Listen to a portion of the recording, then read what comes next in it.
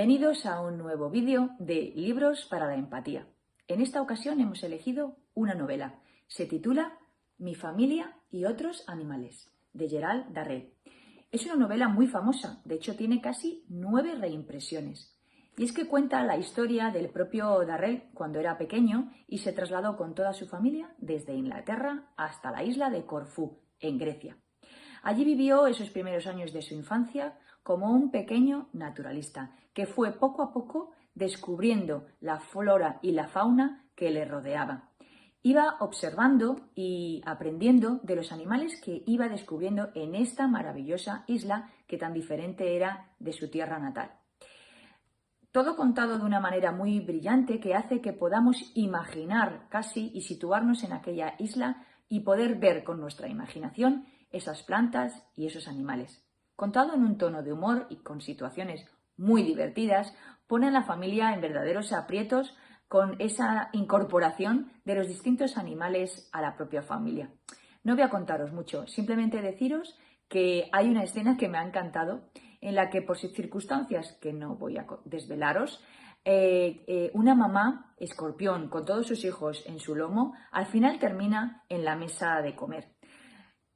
¿Qué momento se da tan divertido? ¿Cómo reaccionan los hermanos? ¿Cómo reacciona su madre? ¿Y cómo lo vive él mismo? ¿Cómo lo siente? Os lo dejo ahí, os invito a que lo leáis con vuestros estudiantes. Yo os recomiendo que último curso, primaria, secundaria y bachillerato es un buen libro para reflexionar, para trabajar el espíritu crítico. Es interesante situarles contextualmente en el periodo histórico donde se da. Y además, por supuesto, cómo no, es un libro que trabaja la empatía, visto con los ojos de un niño que va aprendiendo gracias a la observación de otros animales. Pero Melissa y Marijose os van a desvelar más cosas. Cuando quieras, Melissa. Gracias, Nuria. Por la magia de lo digital, ahora es un libro electrónico, que viene muy bien para los grandes lectores. Mi familia y otros animales es un libro muy importante para mí porque me marcó mucho durante mi infancia y mi adolescencia y yo creo que hizo mucho para mi inclinación hacia la protección de los animales. Y de hecho no es un libro, son 3. Aquí estarían la segunda y la tercera parte. Mi familia y otros animales es una trilogía y los 3 libros son muy divertidos y merecen la pena. Pero Gerald Darrell además hizo muchos más libros. Aquí hay un par de ellos, escritos pensando en niños. Y estos son parte de los libros que escribió ya, lecturas más adultas, sobre su labor coleccionando animales y luego levantando el zoo de Jersey, en la que quería transmitir toda su filosofía, en la que creía que debía haber detrás de los zoos. Porque Gerald Darrell es una figura muy interesante para estudiarla. Estuvo vinculado a periodos históricos, además, que merece la pena repasar, como la Segunda Guerra Mundial o el fin del Imperio Británico.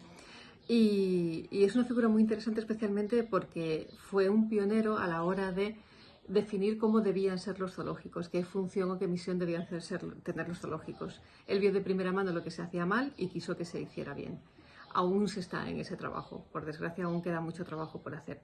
Gerald Darrell fundó el zoológico de Jersey con esta filosofía y luego además impulsó distintas organizaciones internacionales que hicieran que los zoológicos fueran en esta línea de trabajo. ¿Cuál era esta línea de trabajo? Os leo sus ideas sobre los zoos.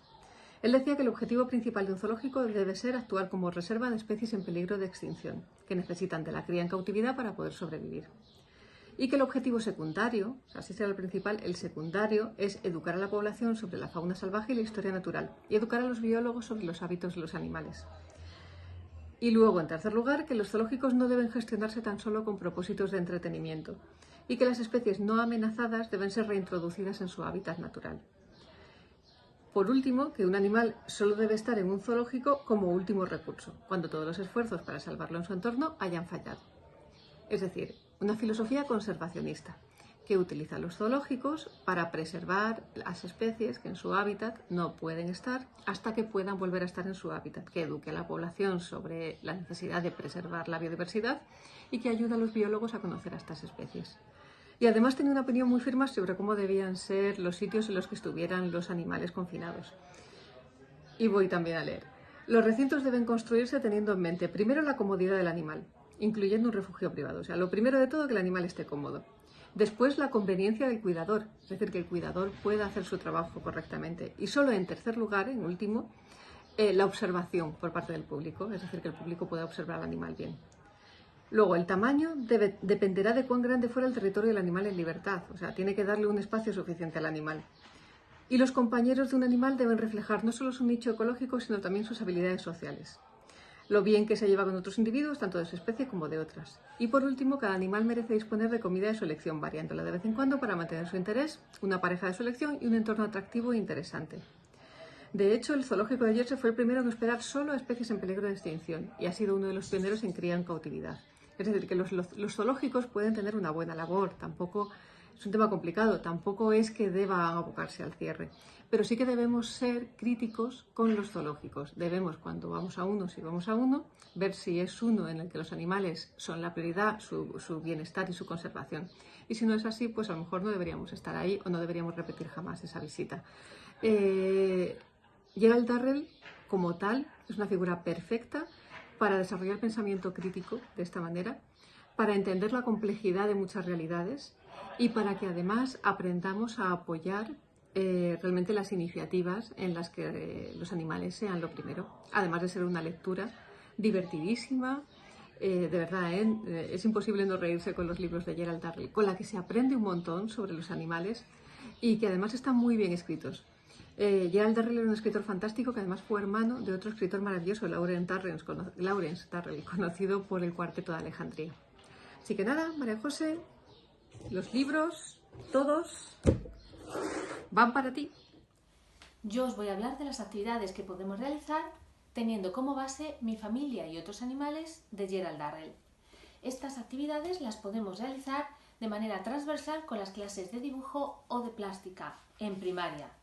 Vamos a pedirle a los niños que dibujen un animal en el estilo que ellos quieran y con la técnica que ellos quieran, pero que sea un animal que les guste mucho. Aquí tenemos una cebra en grafito en blanco y negro y aquí tenemos unos narvales.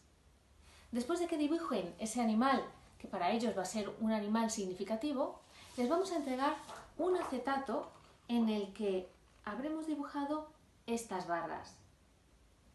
Y les vamos a pedir que pongan ese acetato encima del dibujo de su animal. Ya no son barras. Ahora es una cárcel. Los animales están detrás de unos barrotes. Vamos a pedirles que reflexionen cómo les gusta más ver a su animal. Si detrás de unos barrotes, me da igual que sean unos barrotes metálicos que unos barrotes de cristal, o libres, como ellos mismos los han dibujado. Vamos a pedirles que reflexionen sobre cómo se sentirían ellos detrás de unos barrotes, como estos animales.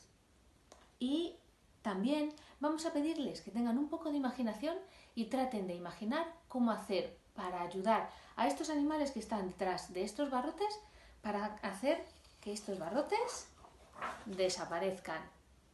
Por ejemplo, les podemos guiar un poco y hablar de los zoos y de la utilidad de los zoos. Hablar de Gerald Darrell, como ha explicado Melissa, y contar que Gerald Darrell prefería que los zoos fueran un lugar de rescate de animales en peligro de extinción para poder criarlos allí y después devolverlos a su hábitat, a su verdadero hogar. Esto es un buen fin para los zoos, pero sabemos que los zoos ahora mismo no sirven para esto. Podemos decirles que también pueden hacer que estos barrotes desaparezcan ayudando, por ejemplo, a un santuario de animales o, por ejemplo, no yendo a circos en los que actúen animales, porque los animales no quieren estar en esos circos. Es decir, apoyando todas las iniciativas en las que los animales puedan vivir libres y felices y no participando en ninguna iniciativa en la que los animales estén mal. Para los niños más mayores, para secundaria, podemos leer algún capítulo del libro, si no se lo han leído entero, en clase, hablar de las intenciones que tenía Gerald Darrell para con sus propios zoológicos, que para él tenían que ser una reserva de animales, recordemos, y que estos niños, que son más mayores, piensen en los distintos tipos de áreas que hay ahora mismo para tener animales, zoos, lugares como Cabárceno, santuarios de animales, safaris como el Safari de Madrid, y piensen cuáles son las diferencias entre unas y otras, cuáles son los pros y los contras, y cuáles piensan ellos que sería el mejor lugar para los animales, estableciendo entre ellos una comunicación, un grupo de ideas para que ellos mismos decidan al final, con toda la información, con cuál de esas opciones se quedarían ellos, cuáles piensan ellos que son las mejores opciones para los animales y su idiosincrasia.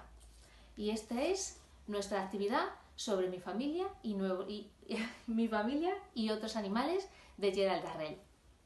¡Hasta luego!